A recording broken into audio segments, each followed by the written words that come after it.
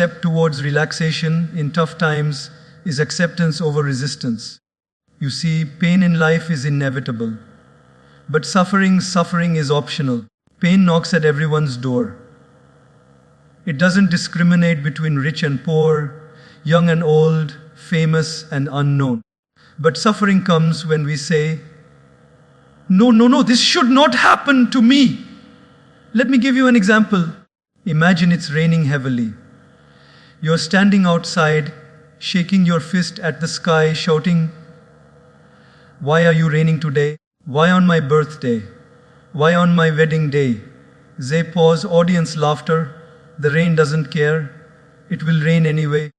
The only thing your resistance is doing is making you wet, angry, and miserable. That's exactly what happens in life. Problems are like the rain. You can't control when they come. But you can always decide, do I want to get drenched in anger, or do I want to open an umbrella of acceptance? Acceptance doesn't mean we like the situation. No, acceptance simply means, this is my reality right now. Instead of fighting what I cannot change, let me learn how to deal with it. There's a beautiful line, what you resist persists. What you accept transforms. The moment we accept a tough time as a teacher, our heart relaxes. Instead of asking, why me? We start asking, what is life trying to teach me through this? Think about it. Diamonds are made under pressure. Gold is purified in fire, and seeds grow only when buried under the soil. In the same way, our greatest growth often comes through our hardest struggles. So my dear friends, next time life throws a problem at you, don't say, why me? Smile gently and say, try me, teach me, train me. Because the problem is not here to destroy you. It's here to develop you. My friends, after we learn to accept situations instead of resisting them, the next important step to relax in tough times is to focus on what we can actually control. You see, one of the biggest reasons why people feel anxious, stressed, and restless is because they keep trying to fix things that are simply not in their hands. Imagine you are standing at the airport and your flight is delayed. Now you can complain, argue, or even fight with the staff, but tell me honestly, will the plane fly just because you raised your voice? No, it will take off only when the pilot and the weather allow it. But while waiting, you can control how you use your time.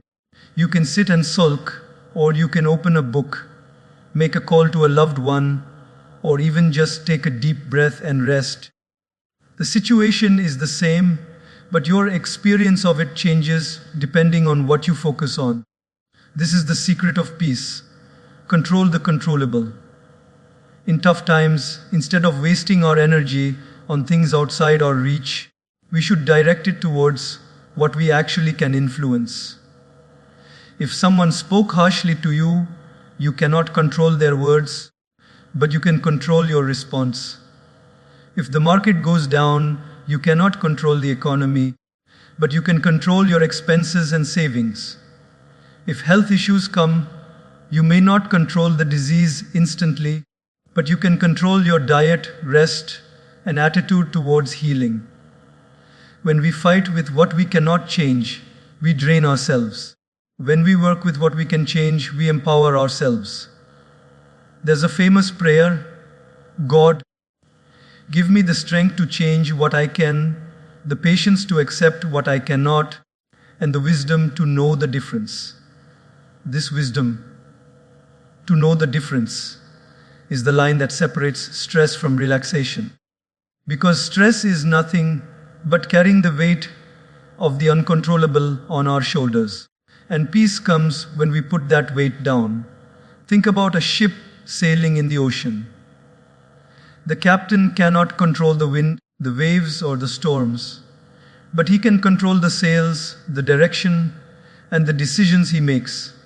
In the same way, we are the captains of our own life. We cannot command the storms to stop, but we can adjust our sails. And sometimes, adjusting a little is all we need to survive a big storm. So, in your tough times, don't spend your days and nights crying over the things you cannot change. Instead, shift your focus. Ask yourself, what is still in my hands right now? What small step can I take today? The moment you shift your attention from the uncontrollable to the controllable, you will feel a sense of calm entering your heart. Because peace doesn't come when life becomes perfect. Peace comes when we learn to manage life with wisdom, one controllable step at a time. My friends, one of the most underestimated, yet the most powerful tools we have in tough times is our breath. It's so simple that most people ignore it. We think of solutions outside: money, advice, distractions, entertainment. But the truth is, the very first medicine for stress is hidden inside us. And that is the way we breathe. Have you noticed how your breathing changes with your emotions? When you are angry, your breath becomes short and fast. When you are anxious, your breath feels tight and shallow. When you are relaxed, your breath becomes slow and deep. In fact, your breath is like a mirror. It reflects exactly what your mind is going through. But here's the secret. Not only does the mind affect the breath can also affect the mind. If you slow your breath, your mind slows down. If you deepen your breath, your heart begins to relax. I'll tell you a small story. Once a man went to a wise teacher and said, "Master, I am always restless, always anxious, always worried. Please tell me a way to calm down." The master smiled and gave him a very strange instruction. "Breathe." The man said, "I already breathe." The master replied, "No, you exist, but you don't breathe. Learn to breathe properly, and you will learn to live properly." At first, the man thought it was silly, but when he practiced slow breathing every day, he realized that his heart started calming down even in difficult situations. The same problems came, but his reactions changed.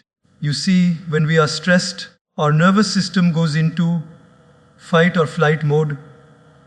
It is like an alarm bell ringing in the brain. Danger, danger. Even if there's no real danger, our body reacts as if a lion is chasing us. That's why our heart races, our breath becomes shallow, and our muscles tighten. But when we consciously take slow, deep breaths, we are telling our nervous system, "It's okay, you are safe, relax." And like magic, the body begins to listen. The heart slows down, the mind becomes clearer, the body softens. That is why many ancient practices, whether it is yoga, meditation, or prayer, always begin with the breath. Because the breath is the doorway between the body and the mind. It connects the two. If the mind is restless, use the breath to calm the body, and slowly, the mind will follow. Think of it this way. Imagine your mind is like a glass of muddy water. If you keep shaking it, the mud never settles. But if you just hold it still, slowly, the mud sinks down and the water becomes clear. In the same way, the breath is the stillness that allows the mud of restless thoughts to settle. So, my dear friends, in tough times, don't underestimate this small act. Before reacting in anger, before making a rushed decision, before saying words you might regret, just pause and take 3 slow, deep breaths. It may not solve the problem instantly, but it will surely solve the chaos inside you. And when the chaos inside you settles, you will see your situation with fresh eyes and new clarity. Remember, the storm outside may not stop, but if you learn to anchor your breath, the storm inside will surely calm down. And sometimes, calming the storm inside is all you need to survive the storm outside. My dear friends, there is a very thin line between detachment and escape. And in tough times, most people confuse the two. When pain comes, when failures hit, When relationships hurt, the natural temptation is to run away. We escape into distractions, into endless scrolling on our phones, into food, into overworking, sometimes even into addictions. Why? Because we think that if we avoid facing the problem, maybe the pain will go away. But let me tell you, escape does not solve anything. It only delays healing. It's like having a wound on your hand, and instead of treating it, you just cover it with a glove and pretend it's not there. For a while, nobody sees it. For a while, even you may forget it. But underneath, the wound is still there, and slowly it gets worse. Detachment, on the other hand, is very different. Detachment does not mean you run away from reality. It means you choose not to let reality control your peace of mind. It means you face the problem with full awareness, but you do not allow yourself to drown in it. Imagine standing in front of a fire. If you run straight into it, you get burned. That is escape into pain. If you pretend the fire doesn't exist, you are fooling yourself. That is denial. But if you stand at a safe distance and observe the fire, you see it clearly, you feel its heat. But you are not consumed by it. That is detachment. There's a story of a king who once asked his wise minister, "How do I stay calm in difficult times?" The minister took the king to a river. The water was flowing fast. He put his hand in and held it tightly against the current. The harder he held, the more the water pushed, the more his hand hurt. Then he loosened his grip and simply let his hand flow with the water. The resistance ended, the pain stopped. He looked at the king and said, "Problems are like this river. If you fight against them, you hurt yourself. If you escape, you drown. But if you detach and flow, you stay at peace." Detachment means you see pain, but you don't become pain. You see failure, but you don't label yourself as a failure. You see rejection, but you don't lose your worth. Tough times test our ability to separate who we are from what we are going through. You are not your problem. You are not your stress. You are not your heartbreak. These are experiences. They come and they go. But the real you is far deeper, far stronger, and far calmer. Look at the lotus flower. It grows in muddy water. The mud surrounds it from all sides, yet the lotus remains untouched, pure and beautiful. That is detachment. The mud is still there. The lotus is not running away from the mud, but the mud cannot stain it. So when you are in tough times, don't run away into unhealthy escapes. Sit with your pain. Acknowledge it, but don't identify with it. Detach from the chaos. Breathe, observe, and you will notice slowly the problem loses its power over you. You become like the lotus, surrounded by mud, but never defined by it. And that, my friends, is true relaxation in tough times. Not pretending life is perfect, but learning to stay peaceful in the middle of imperfection. My dear friends, if there is one master key that can open the doors of peace in the middle of life's storms, it is gratitude. Gratitude is not just saying thank you with your lips. It is a deep inner attitude that changes the way we see everything. In tough times, our mind has a natural habit. It zooms in only on what is going wrong. The loss, the rejection, the failure, the lack. And the more we focus on what's missing, the heavier our heart feels. Gratitude flips the lens. It doesn't deny the pain, but it reminds us that even in darkness, there is still some light. Think of electricity. If you enter a room at night and switch on the light, immediately the darkness goes away. Gratitude is like that switch. The moment you turn it on even little, the darkness of worry starts to fade. For example, you may have lost your job. That's painful, no doubt. But gratitude reminds you, I still have my health. I still have my family. I still have my skills. I still have my life. When you start counting what's left, the loss doesn't crush you as much. There's a story I once heard of a man who was always unhappy. He complained about everything: his food, his clothes, his home, his work. One day, his teacher told him to write down all his complaints on one side of a paper. The man filled it quickly. Then the teacher told him, "No, write down what you do have." At first, the man struggled. But as he thought, he began writing good eyesight, 2 hands, 2 legs, fresh air, water, family, friends. By the end, that list was much longer than his complaints. The teacher smiled and said, "You see, the problem is not that your life is empty. The problem is that your attention is empty." Or gratitude is shifting attention. When you focus on blessings, you realize you are already richer than you thought. Gratitude also changes your energy. Have you noticed how people who complain all the time carry heavy energy? They drain you. And people who are grateful, even in struggle, carry light energy. They uplift you. Gratitude doesn't just relax you, it relaxes everyone around you. There is even science behind this. Studies show that people who practice gratitude daily sleep better, have lower stress, and even stronger immunity. Why?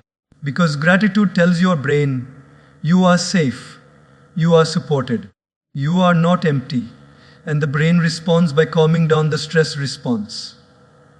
Now, some may say, but how can I be grateful when my life is falling apart? My friends, gratitude does not mean ignoring pain. It means that along with pain, you also acknowledge the good.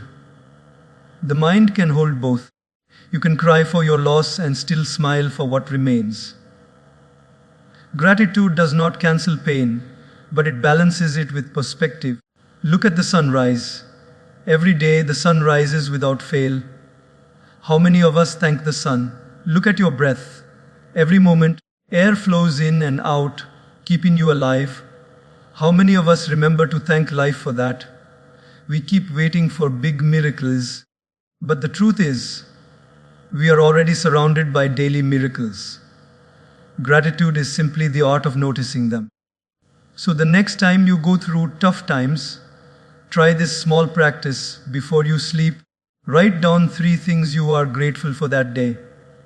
They don't have to be big. It could be a good meal, a kind smile, a moment of laughter, or even just the fact that you survived another day. Slowly, this practice trains your mind to look for light even in darkness. Gratitude is like a lamp. It may not remove all the shadows of life, but it gives you enough light to walk without fear. And that, my friends, is how gratitude becomes your source of relaxation in the toughest times. My dear friends, one of the greatest sources of strength and relaxation in tough times is faith in a bigger picture. When life hits us hard, the first question we often ask is, why is this happening to me? We feel punished, abandoned, or unlucky. But faith whispers something very different. Faith says, what if this moment of pain is part of a larger story you cannot see right now? What if this is not the end, but a bend in the road?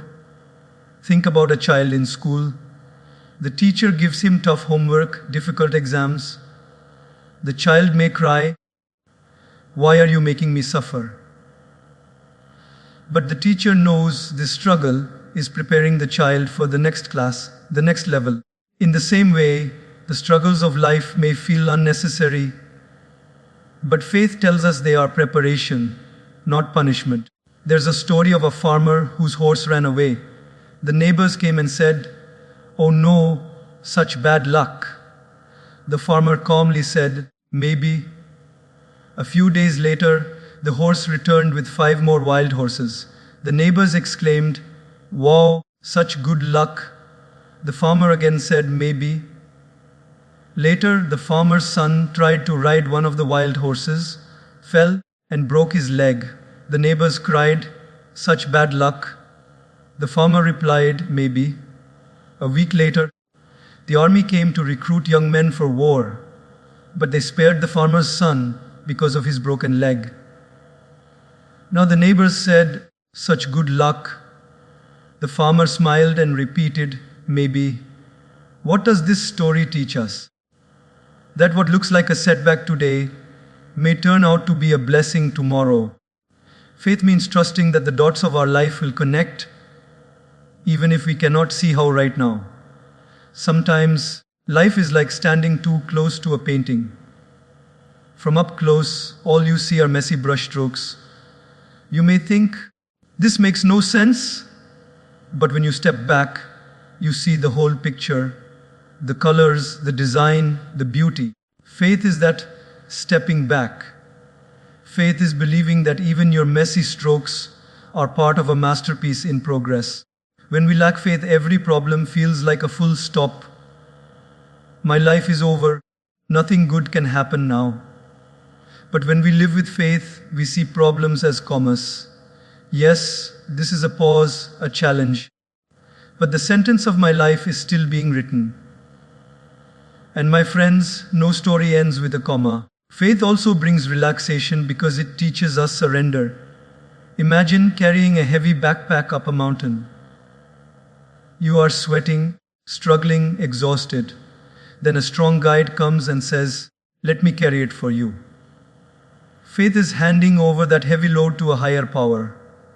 Call it God, destiny, the universe, or simply life itself. When you surrender, you are no longer walking alone. That's why faith feels so light, so peaceful. I remember once a young boy asked his father to take him across a busy street.